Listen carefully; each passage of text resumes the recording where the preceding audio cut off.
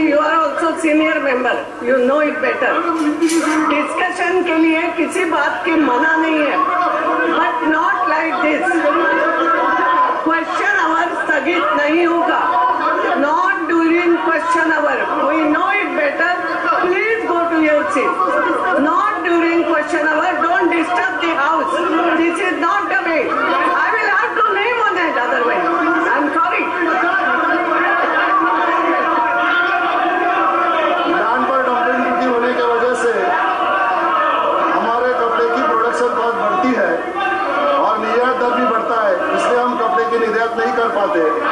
हमारा कपड़ा विश्व भर में निर्यात करने के लिए अच्छा क्वालिटी का होता है, फिर भी निर्यात नहीं कर पाते।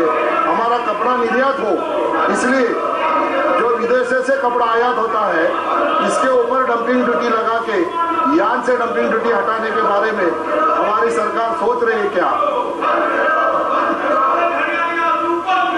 Madam, the honourable member has raised an issue related to dumping duties. There is a Director General who deals with anti-dumping, and for which those industries which feel that because of the imports, their export possibilities are getting affected, they are welcome to give details so that the DG will conduct a proper inquiry and any duties thereof can be levied on those kind of imports which are coming, which can damage our industry. So I would definitely request the member to make sure that the industries which perceive a certain injury do apply to the Director General will be able to take action on the basis of the information they give. Second supplementary. Madam, 24 जुलाई से हैदराबाद में RECP का economic partnership का negotiation हो रहा है। इसमें 16 देश हिस्सा ले रहे हैं। इसमें डेयरी प्रोडक्ट और फार्मा सेक्टर में आयात बढ़ाने के बारे में डिस्कशन होने वाला है।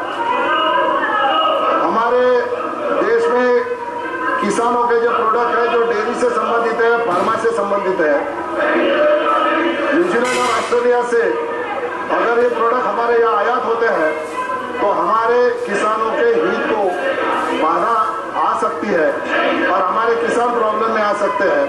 तो आपके माध्यम से मैं मंत्री जी से जानना चाहूँगा कि ये जो निगोशिएशन हो रही है इसमें आप इस बारे में सोच रहे हो क्या कि हमारे किसान हमारे डेयरी प्रोडक्ट और फार्मा प्रोडक्ट कैसे निर्यात करें, इसके बारे में हमारे किसानों के लिए कुछ पॉलिसी लाने के बारे में आप सोच रहे हैं क्या?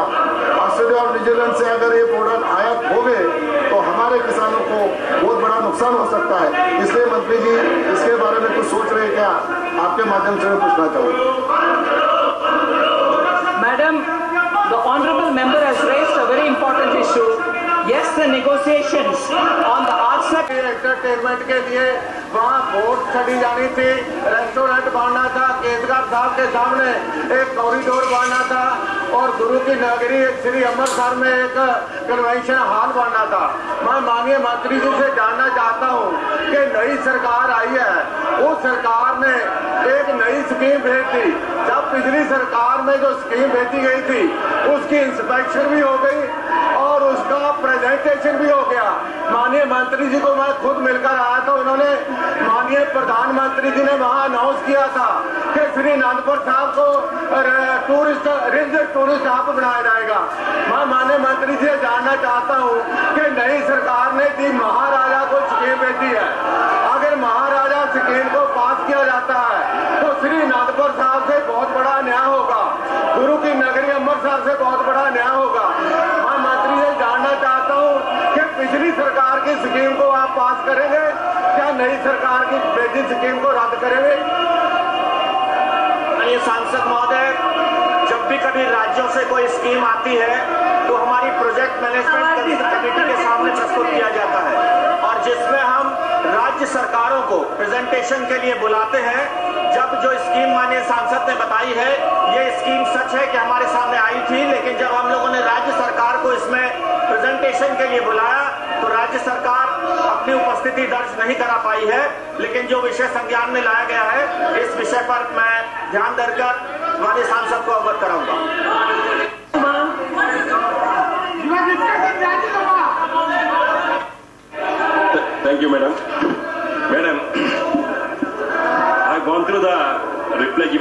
Honorable Minister, Madam the under. नहीं, आई एम सॉरी, आपके बनाए हुए, सबके बनाए हुए नियम है, क्वेश्चन अवर डिस्टर्ब नहीं होगा, स्थगन प्रस्ताव भी बाद में, और जो भी चर्चा आप चाहेंगे, किसी चर्चा के लिए मना नहीं है। आप 193 की भी नोटिस दो, सब कुछ दो, हो सकता है, but not in this way. I will not at all allow after question hour only. I am sorry, no, मैं मना नहीं कर रही हूँ खड़गे जी, मगर इस तरीके से डिस्टर्ब न करो, जो भी विषय हो, after question hour only, not now. No, I am sorry. Second supplementary, ये कोई thank you madam. Madam I would like to नहीं चाहते। नहीं, चर्चा क्यों नहीं चाहते? चर्चा के लिए तो मैडम नहीं, खड़गे जी प्लीज, ऐसे नहीं चाहते हो। अगर चर्चा चाहते हो, मैंने बोला है after question hour I will allow you, मगर या तो आप नहीं चाहते हो, केवल हल्ला चाहते हो, नहीं, आपको नियम आपका बनाया, या तो आप नियम बना तो नहीं, ये रोज ही होगा, नहीं, ये आज का विषय नहीं है, अभी कोई नहीं। आई एम सॉरी, मैं नहीं अलाउ करूंगी, I will not allow like this. Kaushalendra Kumar, बोला है मैंने शुरू में बोला है after question hour I will allow. आप ऐसे जबरदस्त। माननीय मंत्री जी से मैं एक सवाल करना चाहता था मैडम, क्या आपको भी समझ दूंगी, please please please please please please. क्या हुआ, ये क्या कर रहे हो?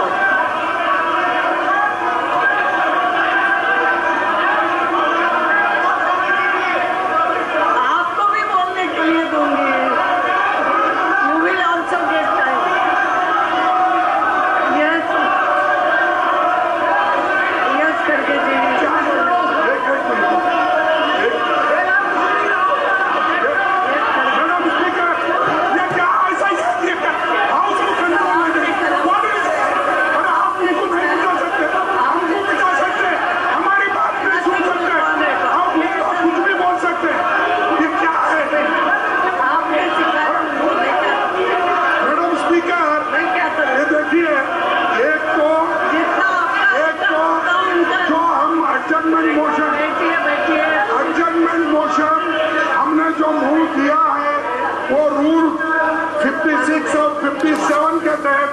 ये क्या है? रूल्स के मुताबिक ही हमने आपके सामने ये पेश किया है, लेकिन मुझे बड़ा आश्चर्य हुआ, कौन से रूल में आप बात कर रहे हैं? मैंने क्या किया? ये वो प्रश्न उन्होंने पूछा, रूल्स में ही हमने नोटिस दिया है। ये rule I hereby give notice of my intention to ask for leave to move a motion for the adjournment of the business of the house for the purpose of discussing a definite matter of urgent importance। ये rule है, और उसमें यही मैंने आपसे निवेदन किया हूँ, पूरे देश में अल्पसंख्यकों, दलितों, महिलाओं और कमजोर वर्ग पर गोहत्या के नाम पर और अन्य बहाने से अत्याचार और भीड़ द्वारा हत्या, लिंचिंग की घटनाएं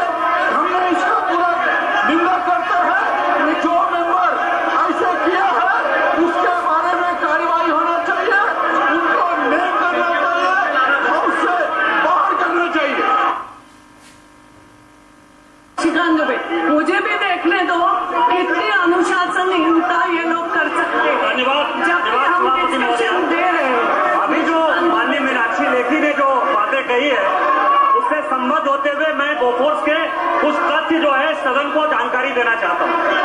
चार्जशीट जो है 22/10/99 को एक चार्जशीट दाखिल होती है, दूसरी चार्जशीट 9/10/2000 को बोफोर्स में दाखिल होती है।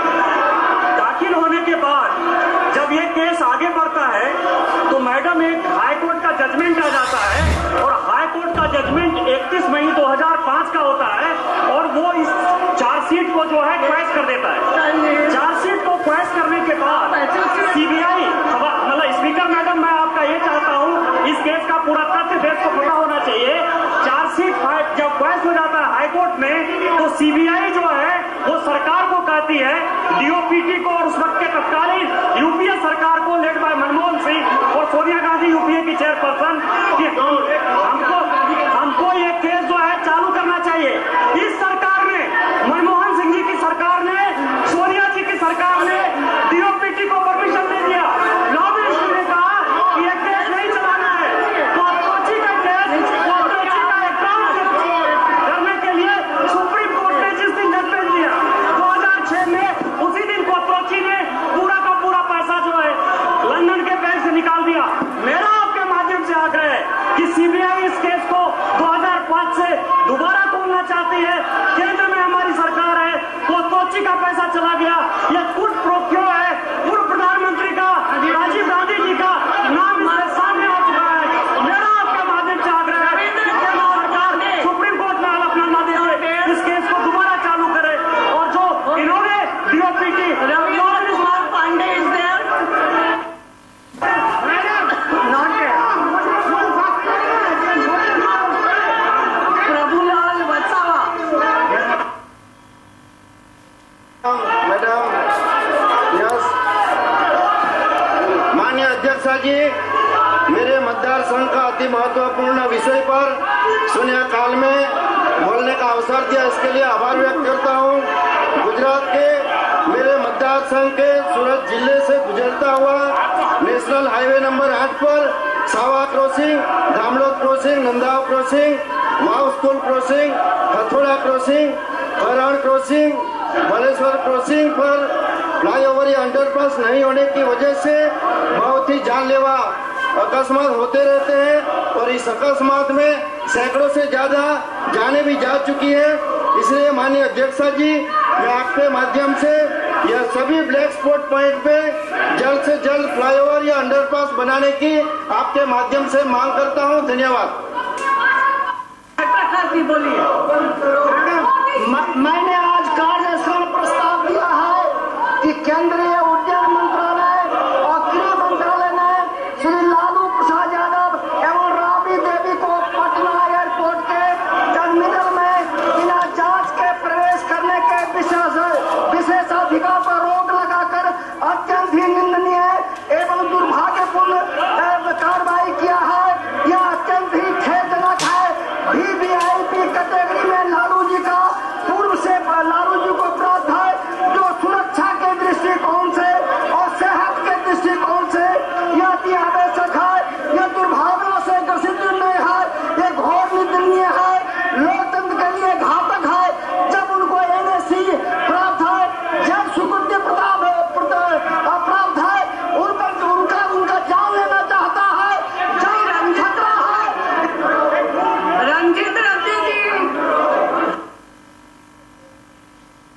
रंजित रंजन नहीं बोलना चाहता। गायकवाड़ जी। धन्यवाद माननीय अध्यक्ष महोदया। मैं आपके माध्यम से बहुत ही महत्वपूर्ण विषय की ओर सदन का ध्यान आकर्षित करना चाहता हूं।